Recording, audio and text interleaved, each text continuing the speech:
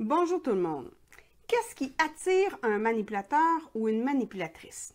En fait, il faut savoir que le manipulateur ou la manipulatrice est attiré par des qualités que vous avez, que vous ne reconnaissez pas nécessairement, ou du moins pour vous sont probablement normales ou ordinaires, ou bien ça va de soi.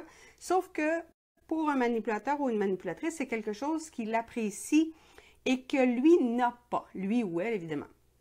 Ça peut être vos capacités d'organisation, ça peut être votre capacité à créer des liens avec des gens, ça peut être votre capacité de leadership. Donc, il y a des capacités, des qualités que vous avez que le manipulateur ou la manipulatrice n'a pas. Ça se peut aussi que le manipulateur ou la manipulatrice soit attiré par quelque chose que vous avez. Ça peut être le fait que vous avez, par exemple, commencé à accumuler un parc immobilier. Donc, vous avez des appartements, vous avez des condos commerciaux. Ça se peut aussi que vous ayez, par exemple, reçu un héritage. Donc, vous avez un montant d'argent qui est dans vos poches ou vous avez un salaire qui vous permet d'avoir des économies. Et là, le salaire n'a pas besoin d'être très élevé. Si vous avez peu de dépenses, à ce moment-là, vous êtes en mesure de faire des économies. Donc, vous avez quelque chose de physique, de concret que le manipulateur ou la manipulatrice souhaiterait avoir. Il est possible aussi que ce qui l'a attiré chez vous, ce soit votre réseau d'amis. Si par exemple, le manipulateur ou la manipulatrice, c'est quelqu'un qui veut se lancer en affaires et veut à ce moment-là avoir accès à un réseau de clients potentiels, bien, ça se peut que ce soit ça qui l'attire chez vous. Ça se peut aussi que ce soit votre statut dans une entreprise. Peut-être qu'il veut aborder ou approcher quelqu'un qui est proche de vous aussi. Ça peut être dans l'entreprise, mais ça peut être sur le plan personnel aussi. Donc, quelqu'un qui est proche de vous que le manipulateur ou la manipulatrice voudrait absolument approcher. Ce qui fait que le manipulateur ou la manipulatrice est attiré par vous, c'est quelque chose que vous avez que lui ou elle n'a pas.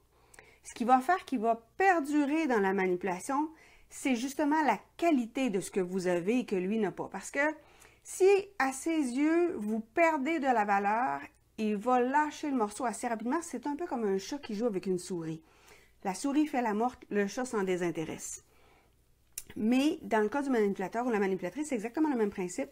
Plus sa proie a de la valeur, plus le manipulateur va s'accrocher à elle. Et à ce moment-là, bien évidemment, ça va être un peu plus difficile de s'en débarrasser. Ce qui l'attire, c'est ce qu'il y a de merveilleux chez vous, c'est ce qu'il y a d'extraordinaire, c'est votre lumière, c'est votre potentiel qui l'attire. Parce que le potentiel que vous avez et que lui ou elle n'a pas, ça le dérange, ça l'écœure. Il n'est pas capable d'endurer le fait que vous avez un potentiel extraordinaire que lui ou elle n'a pas. Puis évidemment, bien, lui ou elle va le voir très, très, très facilement parce que ce potentiel-là, chez les gens qui sont habitués à vouloir développer le potentiel, évidemment, c'est très, très visible, mais chez les manipulateurs, ça l'est aussi. Ça ne veut pas dire qu'il faut arrêter de briller. Au contraire, il faut briller encore plus. Ce qui attire le manipulateur, c'est pas ce qu'il va faire qui va réussir à vous atteindre. C'est deux choses complètement différentes et ça, on pourra y revenir dans une autre capsule. Mais retenez que ce qui l'a attiré chez vous, c'est ce qu'il y a de merveilleux chez vous. C'est une bonne chose, c'est une qualité, c'est quelque chose que vous avez et ça, vous devez le protéger le plus possible parce qu'évidemment, le manipulateur va essayer de vous l'enlever dans un délai généralement assez court. Il y en a qui sont très efficaces, ça prend quelques semaines avant que l'emprise se mette en place et à ce moment-là, bien, il va essayer de vous en enlever le plus possible. Donc, si vous avez attiré plusieurs manipulateurs dans votre vie, bien, dites-vous qu'il y a quelque chose chez vous qui est attirant. Mais ce qui est attirant, c'est quelque chose qui est beau. C'est pas ça le problème. C'est pas là-dessus qu'il faut travailler. C'est sur autre chose. Donc, ce n'est pas ce sur quoi vous l'avez attiré qu'il va falloir travailler, mais sur ce sur quoi il a réussi à utiliser, la faille qu'il a réussi à utiliser pour réussir à vous atteindre. Parce que quand on consolide cette faille-là, à ce moment-là, bien évidemment, les manipulateurs ont beaucoup moins d'efficacité sur nous. Sur ça, bien, si cette capsule-là vous est utile ou vous éclaire ou pourrait éclairer quelqu'un que vous connaissez, partagez-la. Et si vous avez des questions, vous pouvez les indiquer juste sous la vidéo.